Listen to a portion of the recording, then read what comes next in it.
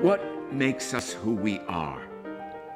When I think of the life I've led, the boy that I was, I realize storybook tales and legends like Alice in Wonderland are as much a part of my experience as the world we call reality.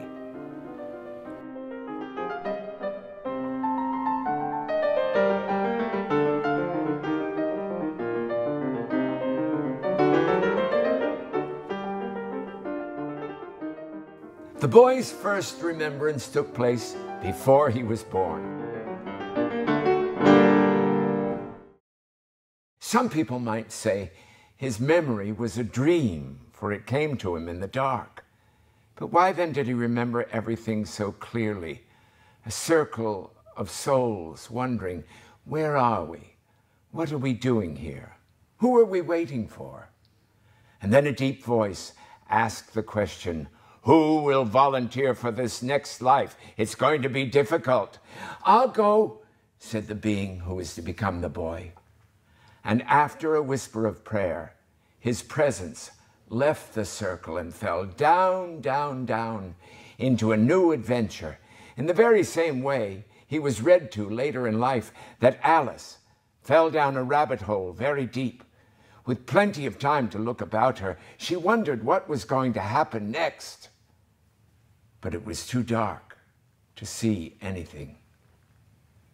For some reason, Alice in Wonderland became the Bible for the boy's entire life.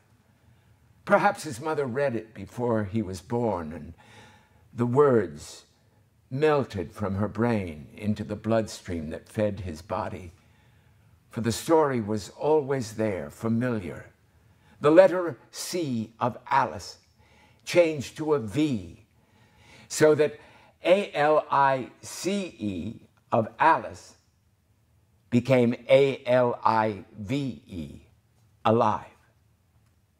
Alice came to a fork in the road and saw the Cheshire Cat in a tree. Which road do I take? She asked. Where do you want to go? He replied. I don't know, said Alice. Well, if you don't know where you're going, any road will take you there. The cat disappeared, and the boy stopped. He'd entered a life he had no words for. His vocabulary would grow later with him up to translate the feelings he had in the dark. He felt compelled to explain to people what he felt as he lay there unborn, how voices and laughter came to him from outside his mother's body.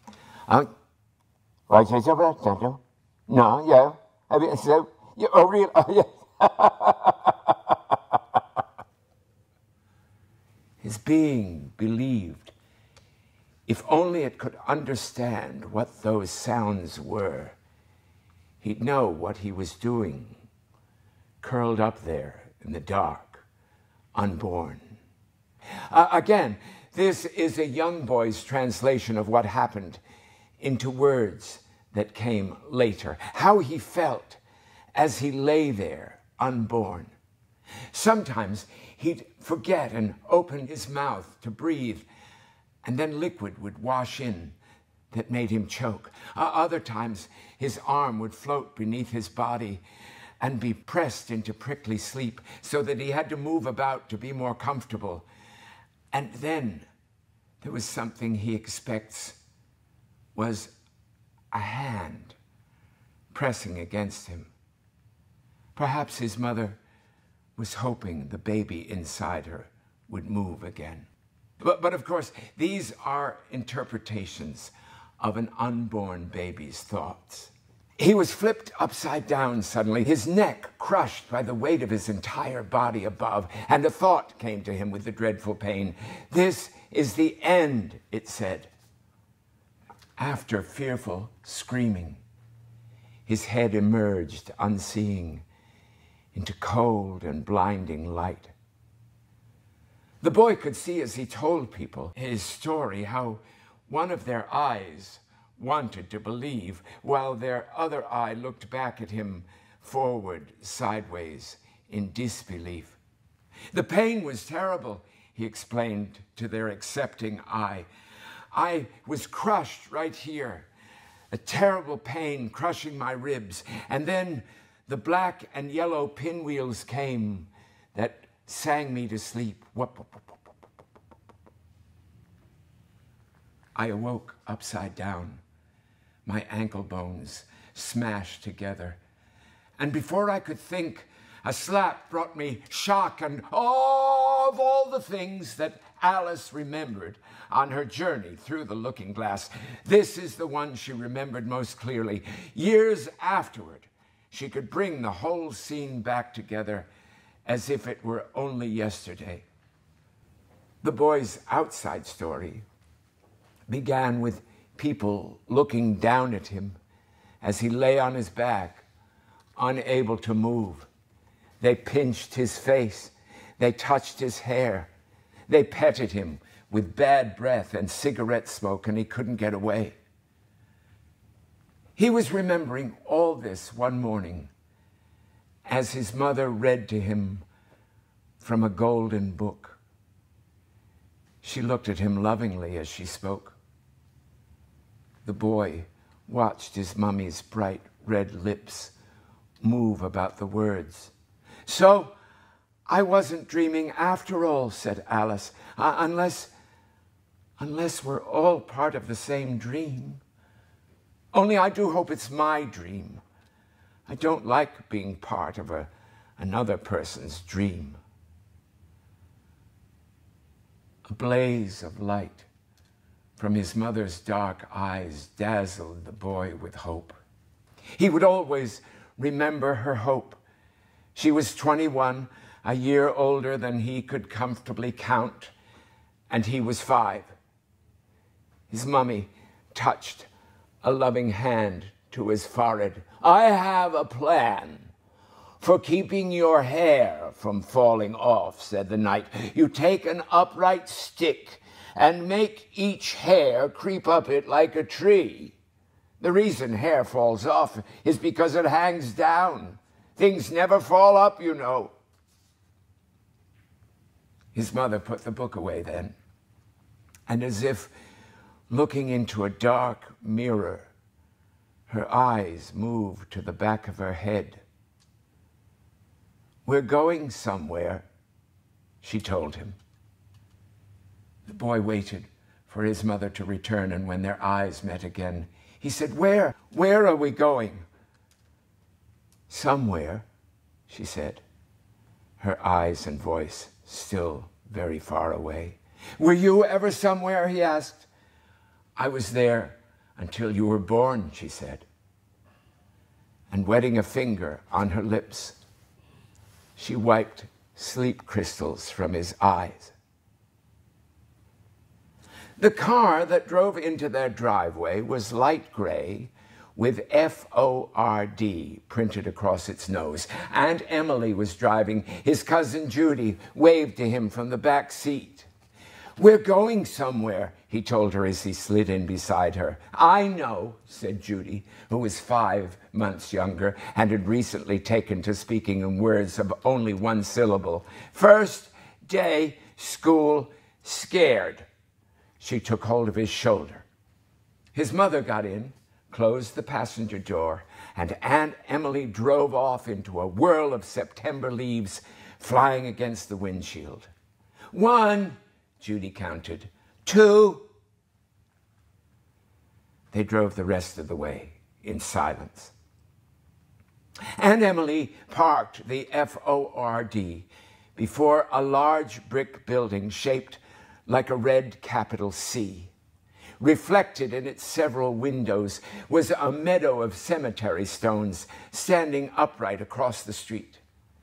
The cousins jumped out and hurried along the sidewalk, making sure they skipped every crack. Missed, Judy snapped.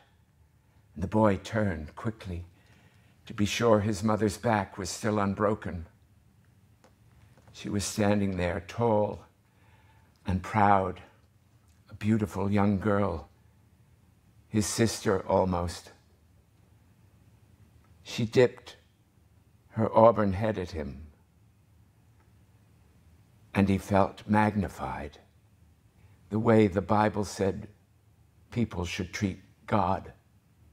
"Which door do we take?" asked his mother. There were 2 entrances, with words chiseled into their stone lintels above: Girls, Boys. "Let's do girls," said Aunt Emily. "There are 3 of us and only one of Alan." "I don't understand," said Alice. The boy was merry-go-rounded through an open doorway toward a gray woman, stationary as a cemetery stone across the street. Her puff of peppery hair was permanent, her powdered face pressed flat like wedding flowers in a book. Her lips cracked open and a name fell out. "Mrs. Bell, I will be your teacher we call Tortoise," said the Mock Turtle to Alice, "because she taught us." The tortoise reached 2 hands toward each child and led them away from their mother with a wild look of wonderland. "These are children large as life and just as natural, and I've only met them today. What's your name, child?" "Alice," said Alice. "Alan," whispered the boy. "Judy," said his cousin, choking on the impossibility of a second syllable. "Very good," said Mrs. Bell, and handed each of them a sheet of paper. Judy's was pink, the boy's was white. Both were printed with an identical column of words on the left side and several pictures to the right. "Worksheets?" asked the tortoise, with the raised eyebrow of a Mad Hatter asking why a raven was like a writing desk. "Circle a word and draw a line across the page to the picture that explains what that word means. Do your best," said Mrs. Bell, and walked away. The boy drew a balloon around CAT and wavered a pencil line across the page to 2 snowmen circles with pointy ears at the top and long winding tail at one side. He was excited with accomplishment and wanted to show his mother what he'd done. He searched the room for her. "Look along the road," said the king to Alice, "and tell me what you see." "I see nobody," said Alice. "Oh, I wish I had such eyes," said the king in a fretful tone, "to be able to see nobody, and at such a distance, too. It's all I can do, trying to see real people in this light." The boy found his mother standing outside the classroom door. "I always thought unicorns were such fantastic monsters," said Alice. "I never saw one alive before." The boy saw his mother's eyes were filled with tears. The unicorn smiled. "You'll be all right," she said, before they left home for somewhere that morning. "If you'll believe in me," said the unicorn, "I'll believe in you." And so the boy understood, just as Alice had. "I can't go back to yesterday, for I was a different person then, and should I go back, it would be the end of all my wonderful adventures." And so the boy and his mother stayed where they were on opposite sides of the glass. Inside, Mrs. Bell taught reading from a book called Fun with Dick and Jane. "Up, Spot, up," said Dick. "Up, up, Spot," said Jane. Mrs. Bell also led a rhythm band of tinkling silver triangles, crashing golden cymbals, and a back row of drumsticks that went click-clack. The children sang as they played. "This is the do bell do do. This is the mi bell mi mi. This is the sol bell sol sol. Do mi sol mi do." Their second grade teacher was younger and prettier than their first. Her dark hair framed a face like the woman on the cover of his mother's movie star magazine. And then one day, she touched her wrist to his forehead. "Fever," she said, and took him by the hand and led him down a winding hallway to the school nurse. he cried when Miss Stone turned away from him, passing through the open doorway, leaving him alone in care of an olive-skinned woman with a Chinese takeout box on her head. The boy wept, for he felt in some way he disappointed his beautiful movie star tortoise. "I am Miss Bellisario," said the nurse. Her coal black hair was the only thing about her not Snow White. She was a formidable creature. Pale nurse legs wrapped in frosty stockings, feet fitted into white, perforated, sensible shoes. As she bent over him, the icy glass buttons holding her glacial uniform together sparked. "Let me see you set my silver dollar on edge," she said. "I believe in you. I'm sure you can. I know you will." Miss Bellisario's voice was warmer than her figure. When she smiled, "In God we trust," shone through the bottle bottoms of her spectacles. "I'm sure you shall," she repeated, and the boy's tears stopped as she inspected him. He made several attempts to set her coin on edge, and when he had, Miss Bellisario applauded. "I knew you would," she said. And the boy rested, safe in his success. The globe above the third grade teacher's desk was suspended from a wire strung on pulleys across the ceiling to a weight in one corner. It was in that corner that Joey was sent whenever he misbehaved. He was there now, playing with the wire. The earth shook above Miss Usner's red hair, stiff and unmoving as the wig on any department store mannequin. The world jumped as the teacher asked the boy to spell machine.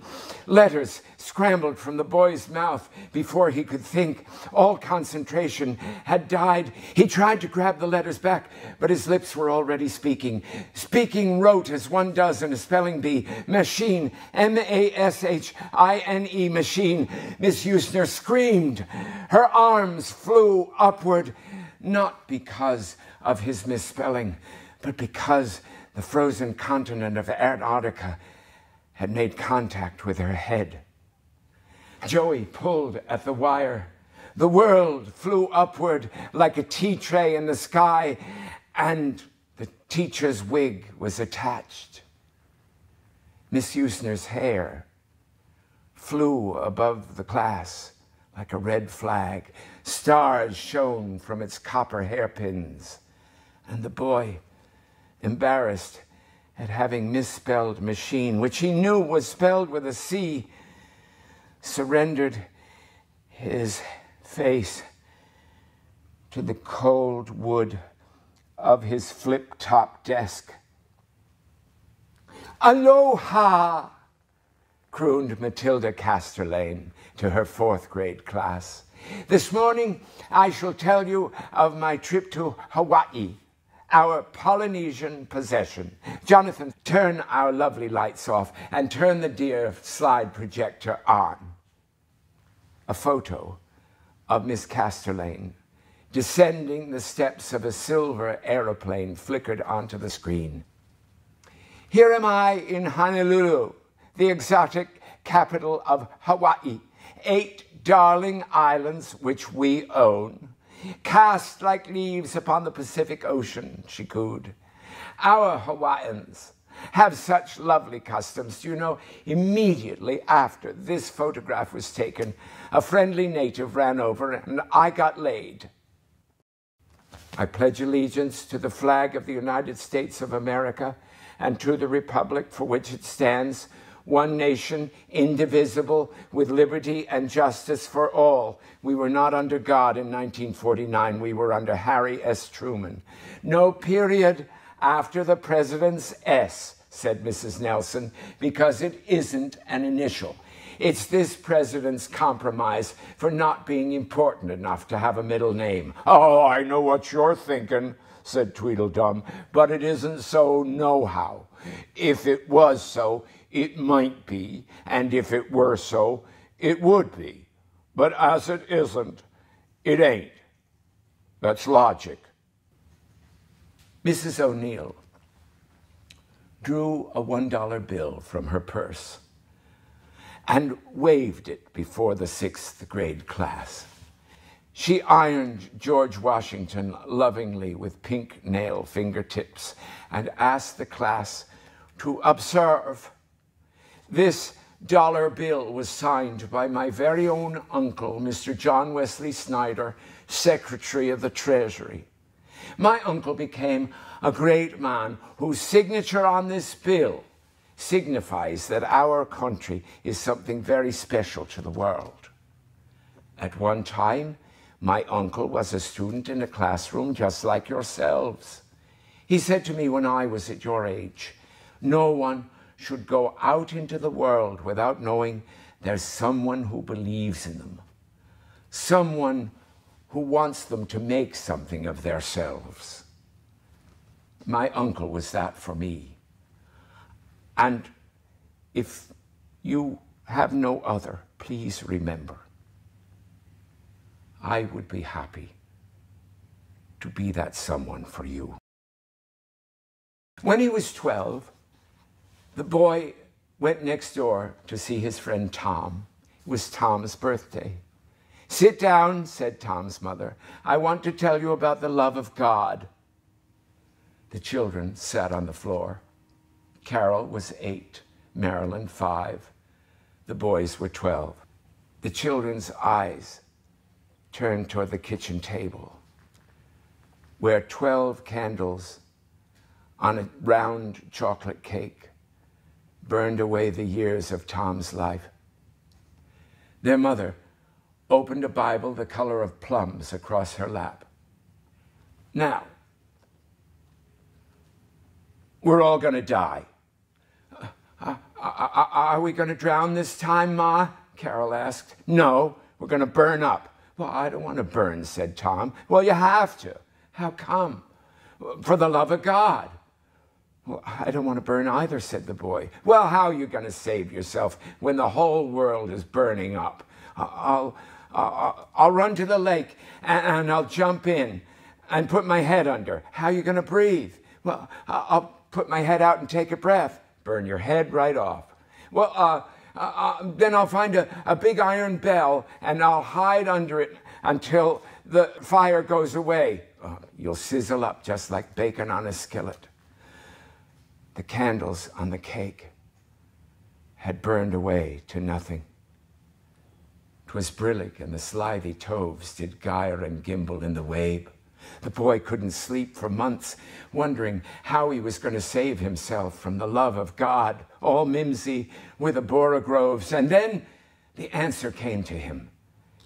He would build a house with double concrete walls all the way around, and his family would live inside the walls. Callooh, Calais, a lovely day for cabbages and kings. Yes, he'd have to have enough food to last 100 years, and it would be very crowded inside the walls until they ate some of the food. But he knew his mother would be able to put potatoes on a stick and get them through the wall to cook in the fire without getting the family burned up. And when the fire was gone, his family would float up in the air with all the other perfect people from Tommy's mother's storybook. In the summer of 1953, the boy, now 13, ran out of the Rialto Theater from the House of Wax. An evil man in a long black cape and misshapen hat had spent the matinee killing people and afterwards turning them into statues by covering them in wax. Blinding afternoon sunlight poured through the red and blue cellophane lenses of the boy's 3D glasses. And though safely outside, he could still feel the chilling goosebumps raised at the back of his neck by a man whose murderous hands had reached out for him from the movie screen. His grasping fingernails brushed the boy's ears with a virtual reality. years before he ever experienced reality itself. In early September, the 7th grade class was shepherded to the school auditorium by their science teacher, Scarlett Turner, the Bunsen burner. She was a 6'4" Texan whose face beamed 2 stories above the children she taught. She wore hefty, Frankensteinian, brown square monster shoes. And when she spoke, the diphthongs that fell from her lips explained that ellum trias and weads have leaves, while green beans and pias are seeds. Miss Turner was someone the boy's grandma called big-boned, which she was especially on Wednesdays when, as Girl Scout leader, she wore a Jolly Green Giant uniform that whisked about the sienna brown nylon casings that held inside 2 giant sausages that were her legs. Her stockings sang "Shista, Shista, Shista" as she led them to the auditorium. Miss Turner stopped at the doorway and raised her hands in surrender. She blushed without explanation and stared at the toes of her giant monster shoes. When she raised her head again, she uttered a sentence filled with capital letters. "We are going to see a scientific film produced by our very own United States government." She then allowed the students to pass her into the auditorium, and when everyone was seated, she motioned for darkness. The fluorescent lights flickered away, and the movie became instant snow. Large white letters on black proclaimed the film's title, The Sexual Experience. Then 2 narrow white lines drew down from the top of the screen and entered 2 wider white lines that moved up from the bottom. An army of XY arrows began marching between the narrow lines toward a little white puffy circle named XX that had suddenly appeared below. Little white shiver marks showed how the snowy circle was shaking away her foes' advances. She quivered with their every assault. Any girl, the boy thought later, would be upset by hundreds of arrows mugging her in the dark. I use her here because years beyond the age of 13, the boy came to understand that XX was a female egg. He felt sorry for little XX as he thought of those nasty XY arrows hurling their pointy cells at her at the dark. And suddenly, one of the XY arrows entered XX, and she began to multiply like soap bubbles from a pipe. She grew larger and larger until she filled the entire screen. There was no room for anyone else. The thin parallel lines were gone. Later in life, the boy assumed that those lines had gone out for a smoke. But this was 7th grade science, and life was more innocent then. 2 baby cells squeezed themselves onto the screen, one XX, the other XY, and then the end appeared. White letters on black on snow. The lights came on. The class formed its own parallel lines, boys to the left, girls to the right, and marched through the doorway behind the Shista, Shista, Shista of their Jolly Green Giant. No one had any idea what this government film meant. They searched one another's eyes as they walked down the hallway, hoping someone had had the sexual experience. A film their Jolly Green Giant tortoise never mentioned again. It was in 9th grade algebra that things came together for the boy. His teacher, Queenabella Muscarella, was the grand Tetons of mathematics. She was buttressed like the National Cathedral in Washington, pictured on page 115 of his American history textbook. Her form informed every formula, for she would caress herself as she spoke. If x plus y equals 13, she asked, how do we find the value of x? Miss Muscarella surely understood the sexual experience, for she wore transparent nylon blouses over a contraption whose label the boys could read clearly, Foundation Garment by Nardis of Dallas. It zipped up the right side of their teacher's basilica and shaped every boy's understanding of X and Y. Queenabella was the embodiment of X and Y. If X equals 4 and X plus Y equals 13, she caressed herself luxuriously. How do we find the value of Y? Her voice hung in the air as every boy leant forward, hoping to see as much as he could the full value of X and Y. Miss Muscarella's thumb then made a soft journey down the front of her ivory blouse, and before her finger made a suicidal jump from the precipice, Miss Muscarella asked, what is the value of Y?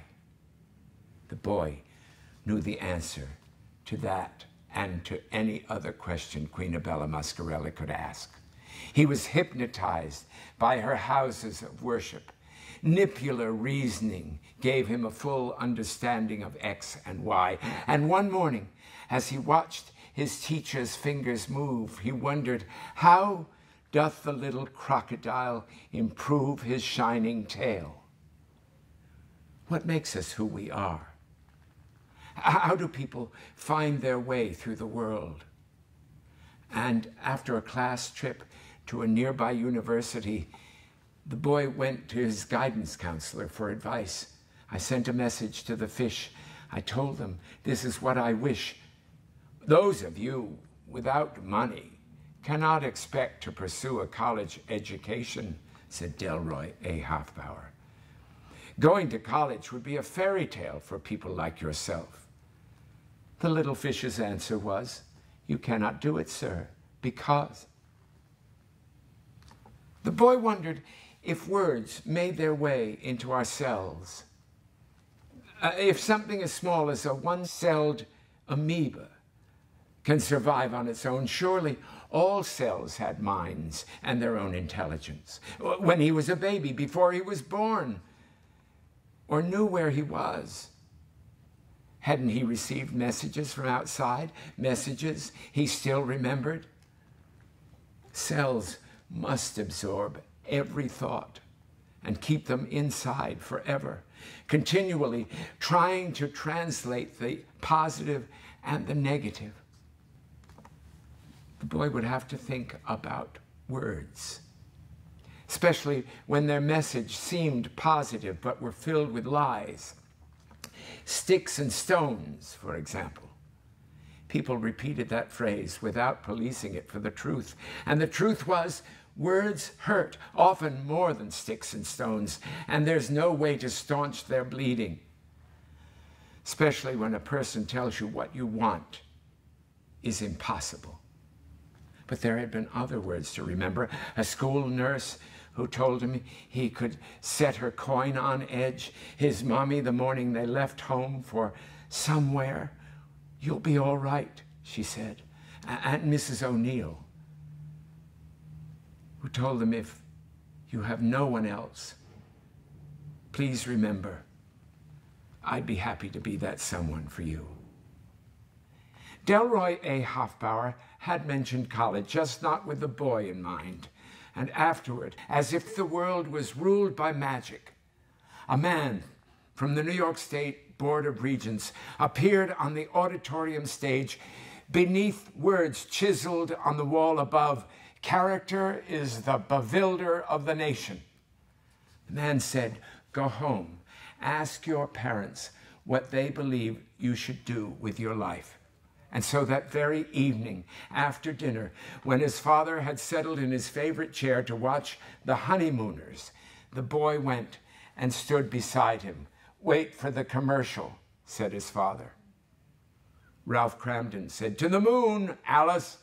The screen went dark, and his father asked an amoebic one-celled question. "What?" White bread in polka dot cellophane floated onto the television screen. "Wonder Bread helps build strong bodies 8 ways."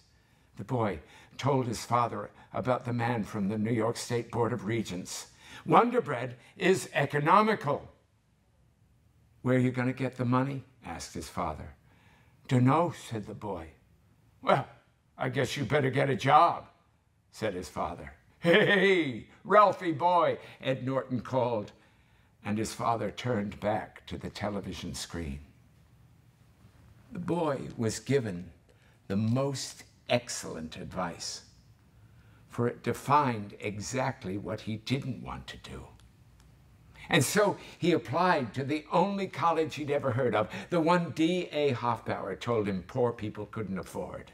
And afterward, members of the boys' town who felt he deserved a college education loaned him the money to go forward. He told Helen Simon what he'd done as she walked beside him, her white mohair sweater frisked with furry strands. "Look, look," said Jane. Helen was beautiful. The sweater accentuated the lovely V at the base of her neck. A soft gray skirt caressed the backs of her knees. "Oh, oh," said Dick. "See Helen move." The night of the senior prom, they danced beneath constellations of Reynolds-wrapped stars. Then the graduating class marched to pomp and circumstance through the very auditorium where they'd seen the sexual experience. "We've all won," cried the dodo, and everyone crowded around Alice and said, "Prizes, prizes." The boy went off to college, where he learned that fire could burn underwater. "The center of our planet has been a conflagration since the beginning of time," said Miss Featherstone. "There's so much energy in the earth that fire can burn wherever it wishes. The melted stone pushes against the skin of earth till it finds a weak spot, and boom! Its insides burst forth." The boy felt his brain was like that. There was something eerie about what a brain remembered. A tune sometimes played inside his mind that refused to stop. Words burst from the brain that made connections like an exploding firework. Delicious was an adjective that became a noun when it named an apple that morphed into Macintosh, the name of another apple, which was also an oilskin raincoat invented in Scotland, where men wore a skirt they called a kilt, which was the very word Bette Davis used at the end of her movie The Letter. "With all my heart, I still love the man I kilt." "Words are like that," said Miss Featherstone, as if she'd been following the boy's word jumps. "They carry ideas on their backs that define our lives, running off in all directions like highways on a map." "But why do I remember things when I have no reason to?" he asked her. "Well, remember," said Miss Featherstone, "I told you. A brain thinks for itself. Your thoughts are flashes a hippocampus believes are important." After graduation, the boy went home to teach English in the very room where he played the Styx, circled CAT, and discovered his mother's tears. Being back in the same place caused him to remember how his mother would let him stay home from school to watch old movies she loved on TV. The same movie played every 3 hours, and the boy memorized each line. As the first year of teaching ended, he read an ad in the New York Times for the American Academy of Dramatic Art.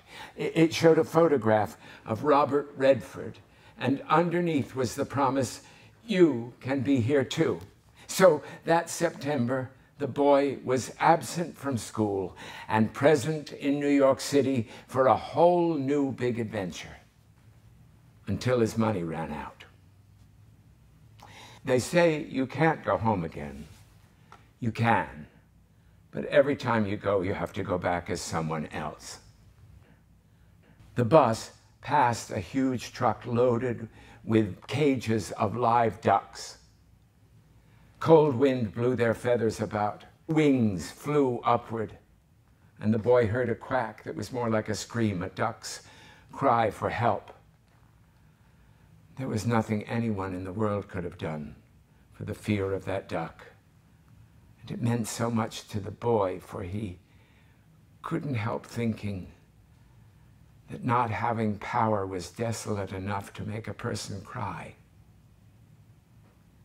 He was offered a job as a waiter in the world's largest kosher hotel, where he discovered it was more interesting to sit and talk with customers than it was to wait on them. He sat in conversation with waitees he found interesting, while people at other tables would call to him for bagels, non-dairy creamer. The boy wanted to help everyone, but he had to find himself first. "You're a terrible waiter," said a man one morning. He asked the boy for 3 packets of sweet and low. The boy told him how his mother would let him stay home from school to watch old movies she loved on TV. "Oh," said the man's wife. "Someone who shares your dreams is a rare thing indeed." And somewhere in the back of the boy's mind, a Roman candle soared into the sky and exploded. "Would you tell me, please, which way I ought to go from here?" asked Alice. "Well, that depends a good deal on where you want to get to," said the Cheshire Cat. "Come and see me when you've finished your shift," said the man. He stirred the sweet and low into his cup.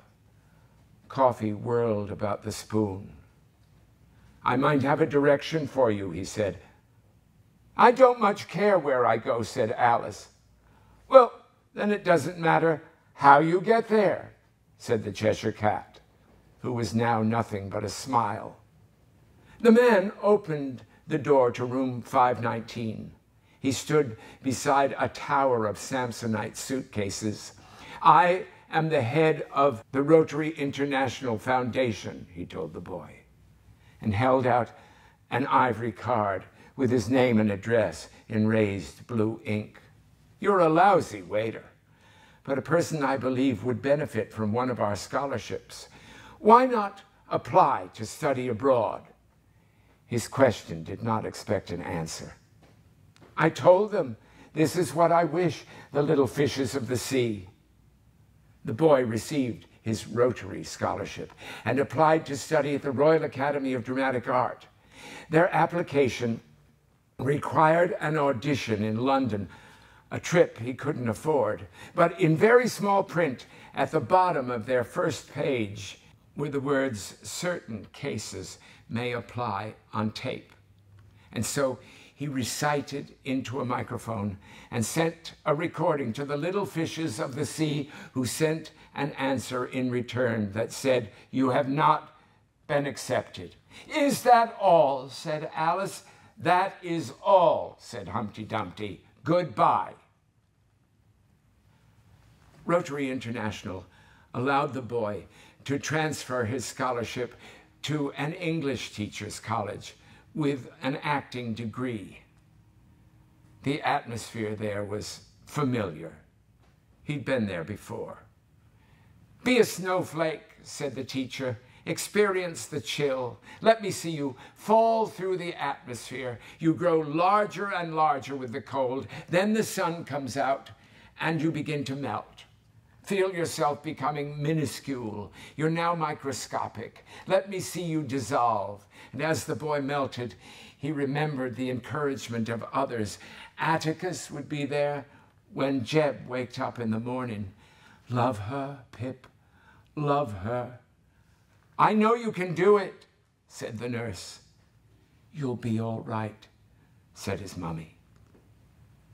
And the boy stopped melting and pulled himself off the floor. He stood up and telephoned the Royal Academy of Dramatic Art and asked to speak with the principal. "Principal speaking," said an English voice at the other end of the phone. The man breathed deeply as he waited for an answer. "I'm from America." "Oh, yes, I recognize your R's," the principal's voice smiled. I was wondering if I might come to see you." He received the only appointment the principal had next morning. And as he walked along Gower Street that Thursday through a heavy English rain without an umbrella, his iridescent sport jacket, bought from the Montgomery Ward catalog, page 355, our shimmering jacket, so sporty and crisp gabardine, shimmers from gold to greeny blue and shrugs off wrinkles to give one a self-assured feeling. The jacket fell from his shoulders like a mass of wet rags.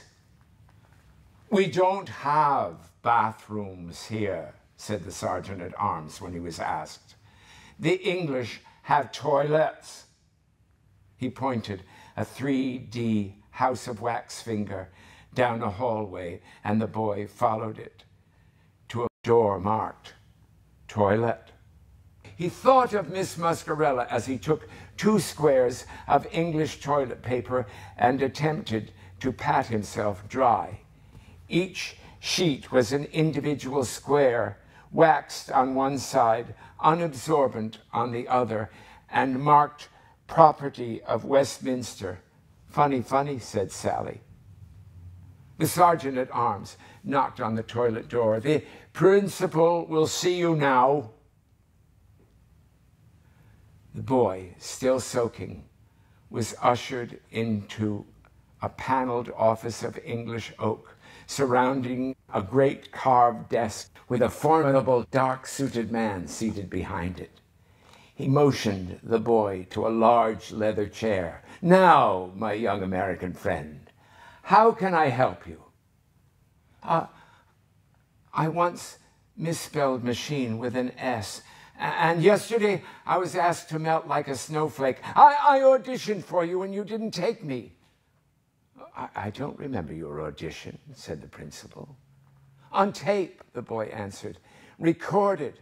Oh, the Royal Academy never takes anyone it can't see," the principal laughed. He opened his arms in dismissal. "I'm afraid there's nothing."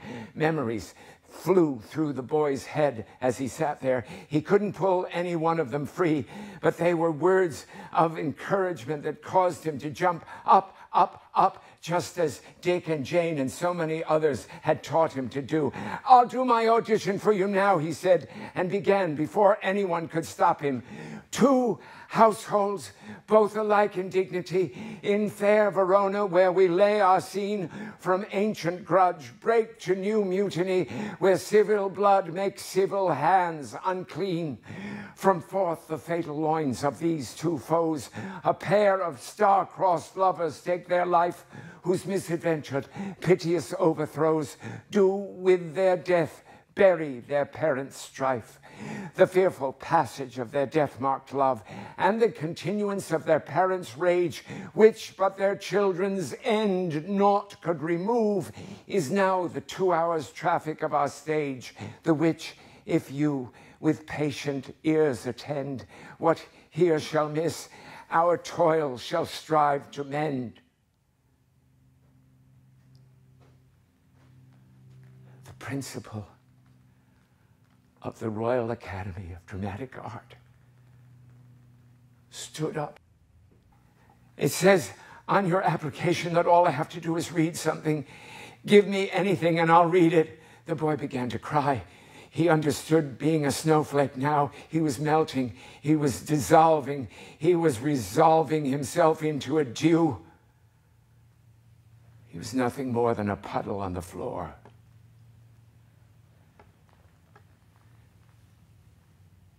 "Shall you begin tomorrow?" asked the principal. "Somewhere," whispered his mother. And suddenly, Patricia Neal stood before him in black and white, exactly as she had when his mother had let him stay home to see the day the earth stood still on their old TV. She held out an arm to Gort, an alien robot who was about to destroy the world. "Gort, Klaatu, Barada, Nikto," Patricia cried, for she had the correct words that would save the world from destruction. And the boy watched through his mother's tears as Gort's silver visor flashed shut.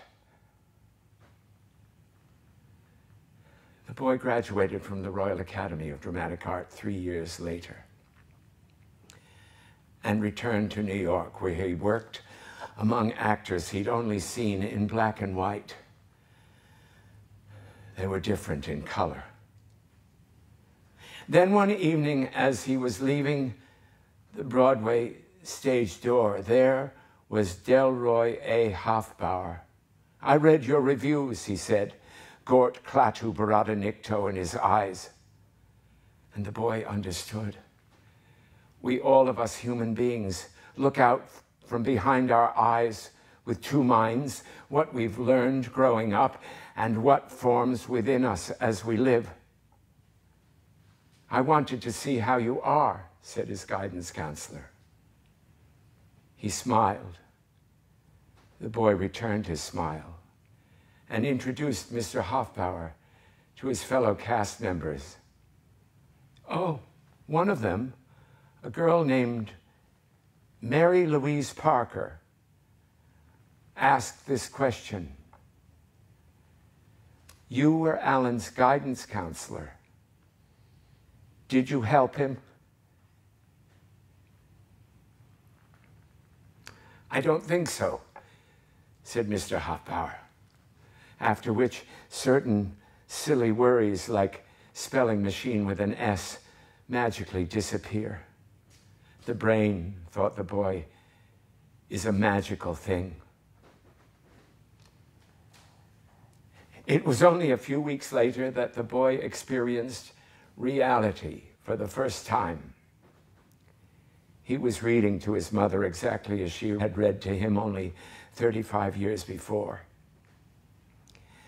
This was her last day on Earth. "Will you stay and see me off?" said the knight to Alice. He gathered up the reins and turned his horse's head along the road by which they'd come. The boy's mother reached out to him. She could no longer see. "I shan't be long," said the knight. And when she found it, his mummy took his arm. "Of course I'll wait," said Alice. "I love you," said his mother, the same way she always had. "I know you'll be all right." "Thank you very much," said Alice, "and for coming so far." "I've had the most wonderful life," said his mother. "I hope so," said the knight doubtfully. And then his mummy looked into his eyes as if she could see. "It's time for me to cash in my chips." She laughed. There was humor even in dying. The hope in her blind eyes was palpable. "Will you wait and wave your handkerchief when I get to that last turn in the road?" asked the knight. I think it will encourage me, you see." "Goodbye," said his mother. She took hold of his hand. "The simple gift of giving is the greatest gift of all," said Alice. And as she waved her handkerchief, the knight rode slowly away into the forest. And the boy waited until his mother was out of sight.